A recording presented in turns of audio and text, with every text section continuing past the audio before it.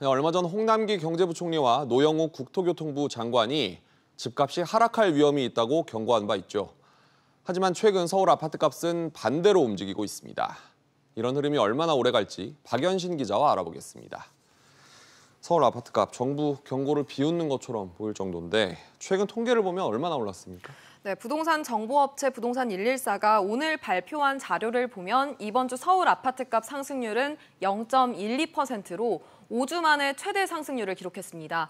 이 10주 연속 0.1%대 상승률입니다. 그러네요. 어제 발표된 한국부동산원 통계에서도 0.15% 오른 것으로 나타나 지난 2019년 말 이후 1년 반 만에 최대 상승률을 기록했습니다.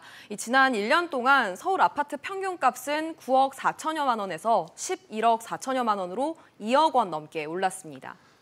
여태까지 많이 올랐는데 앞으로 계속 오를 것이냐도 관심사겠죠. 수치로 알 수 있을까요? 네, 역시 통계를 보면 이 서울 아파트를 사고자 하는 이들의 매수 심리가 여전합니다. 이번 주 서울 아파트 매매 수급 지수는 105.3으로 여전히 기준선인 100을 웃돌며 매도 우위 시장을 유지하고 있습니다. 네. 또 전국 아파트값을 전망하는 매매 가격 전망 지수를 살펴보면 지난달에 117.4를 기록했는데 기준선인 100을 넘길수록 상승을 예상하는 비중이 더 높다는 건데요. 서울과 수도권 전망치는 각각 118.3, 121.3으로 전국 평균보다 더 높았습니다. 서울 아파트 열기, 도대체 왜 식지 않는 겁니까? 네, 먼저 새집 공급이 줄었습니다. 이 박근혜 정부 3년간 서울의 새집은 13만 9천여 채인데 이번 정부 들어선 11만여 채로 약 3만 채 줄었습니다. 재건축 이익 환수제 등 여러 규제로 새집 공급이 줄어든 겁니다.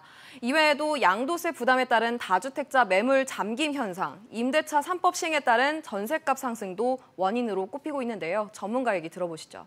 네. 양도세 중과세 때문에 매물은 막혀 있는 상태. 전세 가격은 매매 가격을 떠받쳐 주게 되고 수요는 여전히 불안해서 실수요자들은 매수를 하게 되고. 네, 또 그간 집값 안정화를 내걸었던 정부 정책에 대한 불안과 불신도 이 부동산 가격 상승 요인으로 작용하고 있다는 분석이 나옵니다. 정말 여러 가지로 집값이 오를 것만 같은 그런 시그널을 보내고 있네요. 박 기자 잘 들었습니다.